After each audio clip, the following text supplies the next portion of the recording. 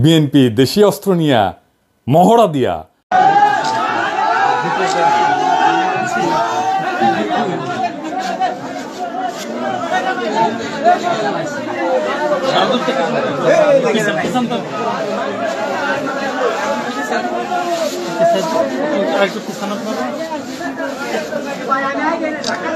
বাজারে মাইক নিয়ে ঘোষণা দিতেছে বাজারের খাজনা তাদেরকেই দিতে হবে।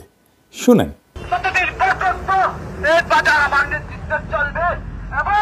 আপনাদেরকে আমি দয়া করে বলছি, দোকানদার ভাইয়েরা আজকের থেকে আপনারা খাজনা দেওয়া শুরু করবেন।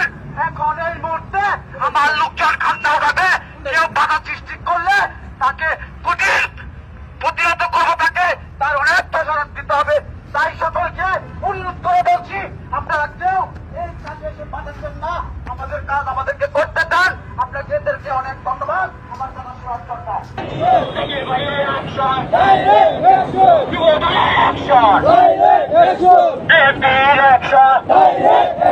আওয়ামী লীগের দালালরা হুঁশিয়ার সাবধান।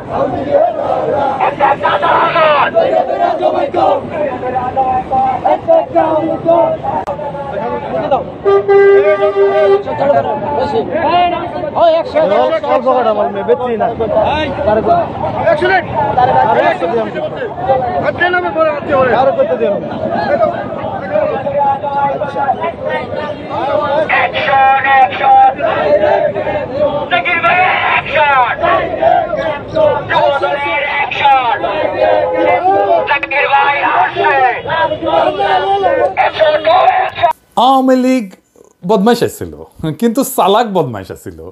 এরা তো দেখতেছে বেকুব টু দি পাওয়ার ইনফিনিটি। আবার দেখেন,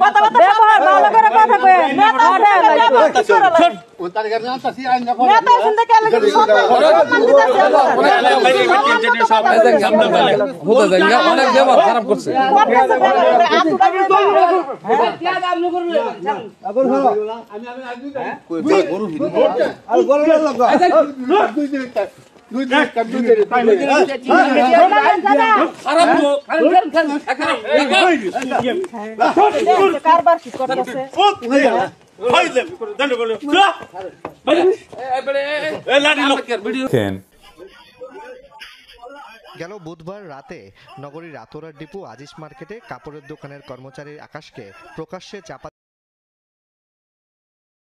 হাতে পায়ে। দোকান থেকে নামে যাই দেখি যে আমার ছেলে ওখানে পড়ে রয়েছে উবান অবস্থায়, হাতের রক কাটে গেছে, পায়ের এখানে নলা কাটে গেছে, পিঠে কূপ দিছে। লগে আমি নিয়ে মেডিকেল নিয়ে গেছি। মুমূর্ষ অবস্থায় চট্টগ্রাম মেডিকেল কলেজ হাসপাতালে নিলে কর্তব্যরত চিকিৎসক উন্নত চিকিৎসার জন্য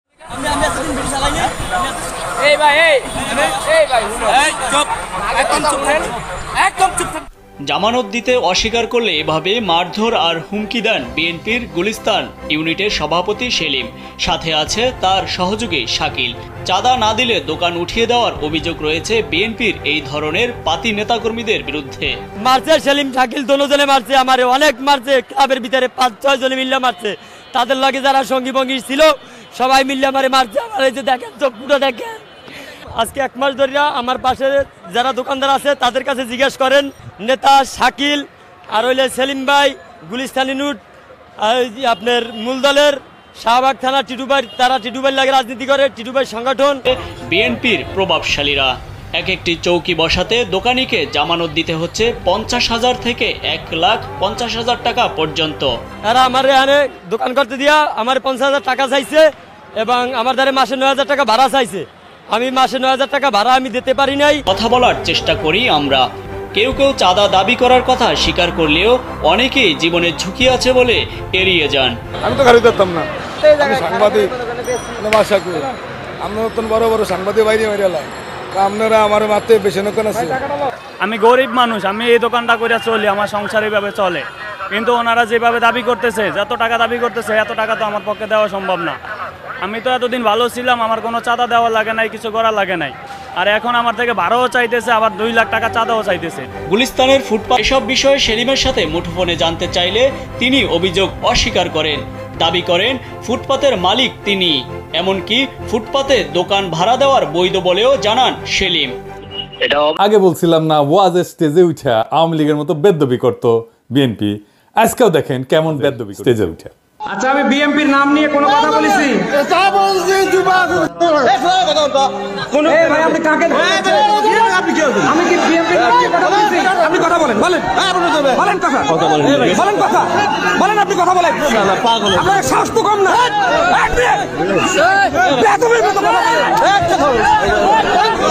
এরপরে বেদবি করতে আসলে ধোলাই দিবেন একেবারে। একটা জায়গায় ধোলাই খেলে না সারা বাংলাদেশে সাইজ হয়ে যাবে। সেদিন দেখলাম ঠাকুরগাঁয়ের বিএনপি নেতা বলতেছে মির্জা ফখরুলের সমালোচনা যদি অযৌক্তিক হয় তাহলে বাড়ি ঘর থাকবে না। শুনেন, যৌক্তিক সমালোচনা করবেন, আমরা আপনাদেরকে বাহাবা দিব, ধন্যবাদ দিব। মিথ্যা সমালোচনা করবেন, আমরা আপনার প্রত্যেকটা মানুষের নৈতিক দায়িত্বের প্রতিবাদ করেন। কাউকে ছাড়ে দেওয়ার সময় নেই। তবে একটা জিনিস, মির্জা আলমগীরকে নিয়ে যে কথা তুলবে, আঙ্গুল তুলবে, বিশেষ করে এই অঞ্চলে ওর বাড়িঘর আমরা রাখবো। এই বেড়ার নাম মতিউর রহমান, ঠাকুরগাঁ সদর উপজেলার বিএনপির নেতা। যৌক্তিক আর অযৌক্তিক কেমনে বুঝবে? কে ঠিক করবে? বিএনপি তো ঠিক করবে। আর অযৌক্তিক হলে বাড়িঘরে হামলা করবে। রাজনীতিতে সমালোচনা থাকবে না? সমালোচনা তো থাকবেই, অযৌক্তিক সমালোচনাও থাকবে। সমালোচনা যদি অযৌক্তিক হয় তাহলে সেটা জনগণ ধরতে পারবে না? অবশ্যই পারবে ধরতে। তাহলে জনগণের উপর সে আস্থা রাখতে পারতেছে না কেন? এরা উপজেলার নেতা, এরা তো শিখে বড় নেতা দেখে, তাই না? আগা হাল যেদিকে যায় পিছা হাল সেদিকেই যায়, তাই না? দেখেন বিএনপির এমপি কি বলে, কি ভাষায়। দেখেন, কিছুদিন আগে হারুনরে ধরেছিলাম না, ঠান্ডা ছিল কিছুদিন, আবার এসে কইতেছে ক্ষমতায় থেকে দল গঠন করলে পিঠের চামড়া তুলে নিবে। ভাষা বাদই দিলাম। ক্ষমতায় থেকে রাজনৈতিক দল তো খোদ জিয়াউর রহমান করছেন।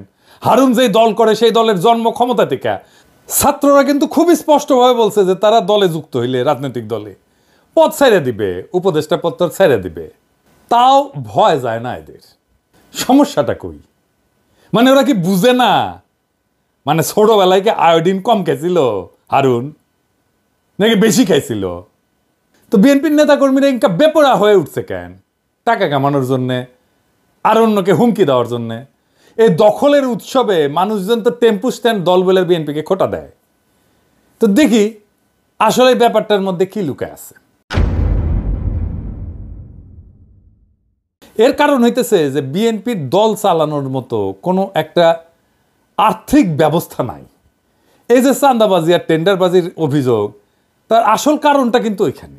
এই অভিযোগগুলো যে বিএনপি শত্রুরা বাড়ায় বাড়ায় বলতেছে তা কিন্তু না আসে, কিন্তু এটা বিএনপির মতো ব্যাপক না। কারণ জামাতের দলের একটা ইকোনমি আছে, একটা আর্থিক ব্যবস্থা আছে, তার কর্মীদের পালার মতো। বিএনপির নেতারা টাকা কামায়। তাহলে আমরা কি করতে পারি? আমরা যদি এই 2000 টাকা থেকে 4 ভাগের 1 ভাগ টাকা নেতা কর্মীর জন্য রাখি 500 টাকা, তাহলে আপনারা তাহলে ওই 10 জনে তখন কি 50 টাকা করে কম পাবেন। 200 টাকা 150 করে নিবেন ঘরে। ওই 150 করে যে ঘরে নিয়ে যাবেন আর 50 টাকা করে যে দিয়ে দিলেন, তাতে কিন্তু আপনার সবাই যখন ওই পয়সাটা 2 টাকা 5 টাকা একটা চকলেট পাবে, একটা চুইংগাম পাবে, তখন কিন্তু তাদের একটা মনে কিন্তু একটা আনন্দ থাকবে যে শালার ওই 2000 টাকা তো আমার দলের জন্য 500 টাকা শালার দিয়েছে। তাহলে কিন্তু খুশি হবে নেতা কর্মী, তখন আল্লাহও খুশি হবে। আর এই যে আপনি যে 150 টাকা ঘরে নিয়ে গেলেন, ওইটার কিন্তু শান্তিও থাকবে আলাদা, তখন আর ওইটাকে অভিশাপ দিবেন। আমি কি কথাটা বোঝাতে পারছি আপনার? সেটা আমার কথা হাট বাজার, ওএমএস ডিলার হোক, খাদ্য বান্ধবের ডিলার হোক, ওই আপনার মাছ চাষ করাতেও কোনো টেন্ডারের থেকেও যে যেটা করবে, এটা কিন্তু স্পষ্ট মেসেজ আমাদের। কে কি করলো আমি জানি না, আমার দলের নেতা কর্মী যদি কেউ এটা না করে, ওই 90 জনের সাথে কিন্তু আমি ঘোষণা দিয়ে ওই 10 জনের বিরুদ্ধে নামবো। কাজ হলো অংশীদারিত্বমূলক, সে অর্থনৈতিক কাজ হোক আর রাজনৈতিক কাজ সব এরকম হবে। আমি কিন্তু তখন ওই 90 জনের কাতারে যায় তখন কিন্তু বিদ্রোহ করবো আপনাদের সাথে। এই জন্য আমি, এবং আপনারা তখন সংখ্যায় কিন্তু পারবেন না আমাদের সাথে, কারণ আমরা তো 90 জন, আপনারা তো 10 জন। কিন্তু টাকার আয়টা তার নিজের, পাচার হয়তো করে না, কিন্তু টেকাটা তার নিচের। এর একটা অংশ লোকজনের খুব পয়সা আছে তা না, এরা হয়তো দেখা গেল গোপনে আওয়ামী লীগের কাছ থেকে আবার দান নিবে। ওই আওয়ামী লীগের লোকজন একটু ভালো মতো খাওয়ার জন্য ওর একটা কবে যে তুমি লাইসেন্স আমার অসুবিধা নেই, পয়সা তোমার দেবে, তুমি সামনে খাওয়া অসুবিধা নেই, এরকম করে নিবে কিছু। আমাদের জানি না, এই 17 বছর দেখছি তো সবাই পয়সা আমারই কারোরই কিছু নাই, ওই হয় কিছু আছে 2-4 জনের ওই কামুনদের মতো, তারা তো ঘরেতে বাই করবে না, ওটা ওর একটা হাম উল্টি খাবে, তাও কিন্তু ওরা ওইটার জাকাতও দিবে না। জাকাত মানে কি দলের নেতা কর্মীর জন্য দিলে ওইটাই কিন্তু জাকাত হয়, ওরা তো তা দিবে না। আচ্ছা, আবার হলো যে আপনার ওই যে বললাম ওইভাবে হবে লাইসেন্স, যেহেতু সব আওয়ামী লীগের সময় ব্যবসা করা লোকজনের, যারা এখন সামনে আসতে পারতেছে না তারাই হয়তো বলবে তুতা ভাই আপনি সামনে খায় না, আপনি তো বড় নেতা, অসুবিধা নেই, আপনার লাইসেন্সও দেবো না, মালও দেবো না, আমার কিছু পাল্টে দিয়ে না দিয়ে লাইসেন্সটা আমার চালু থাকছে। এরকম দেখবেন আমাদের ভিতরেই আমাদের লোকজনই আমাদের সমস্যাটা বেশি তৈরি করে দেয়। এখনো দেখবেন ইউনিয়নে 10 জন চিন্তা করে যে আমি চেয়ারম্যান হবো, আর 10 জন চিন্তা করে যে চেয়ারম্যান হবো, তখন একজন চিন্তা করে যে শালার আওয়ামী লীগের লোকজনের যদি শালা একটু শেল্টার টেল্টার দিয়ে রাখতে পারি তাহলে এই ভোট গুলো তো আমি পাবো না। হ্যাঁ, এরকম পাবো না। আরে ভাই আগে আল্লাহ করে দলটা ক্ষমতায় আসুক, তারপরে তোমরা চেয়ারম্যান মেম্বার কত পদ আছে। আমি বললাম তো আল্লাহ তাআলা আমাদের যদি বাঁচায় রাখে, আমরা এমপি মন্ত্রী নাই হই, দল তো করি, আল্লাহ সহি সালামতে রাখলে খালি চেয়ারম্যান হইলে মেম্বার হইলেই কিছু পাওয়া যায় আর বাকিরা পাবে না, সেই ধারা তো আমি চেঞ্জ করে দেবো ইনশাআল্লাহ।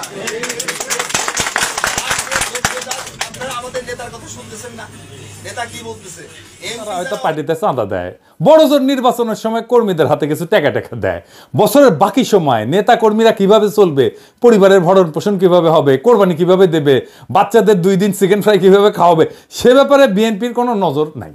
বিএনপির কর্মীরা নিম্নবিত্ত পরিবারের ছেলে মেয়ে, তাদের নিয়ে তাদের ভবিষ্যৎ নিয়ে দলের নেতাদের কোনো চিন্তা আছে বলে মনে হয় না। আছে কি? আপনারাই বলেন, করে চিন্তা না? বিএনপির এই কর্মীরা মাঠ পর্যায়ে তৃণমূলের কর্মীরা বেশিরভাগই ঘরের খাইয়া বনের মস্তারায়, কিন্তু সেটার তো একটা লিমিট আছে, তাই না? তাইলে দলের নেতাদের উন্নতি, তাদের আয় রোজগার বৃদ্ধি, তার সাথে সাথে কর্মীদের এবং দেশের উন্নতি হওয়ার কথা, তাই না? মানে বিএনপি এখন থেকে চাঁদাবাজি করছে, জামাত দল গোছাচ্ছে, কিন্তু বিএনপি তো চাঁদাবাজি করছে, তো চাঁদাবাজি একটা দলকে আমি কেন ভোট দিব? তবে আমার মনে হয় যে একটা ভালো দল আসা উচিত, যারা মানে সদিচ্ছা থাকবে। আমার মনে হয় যে একজন নাগরিক হিসেবে আমি এখন পর্যন্ত ভোট দিতে পারিনি, আমি আমার ভোটার আইডি কার্ড হওয়ার পরে আমি এখন পর্যন্ত ভোট দিতে পারিনি, কারণ আমার মনে হয়েছে ভোট কি হয়েছে সেটা তো আপনারা জানেন। আমার মনে হয়েছে এটা একদমই ফালতু একটা সিস্টেম, আমি ভোট দিতে কেন যাব যেখানে আমার ভোট আগেই দেওয়া হয়েছে।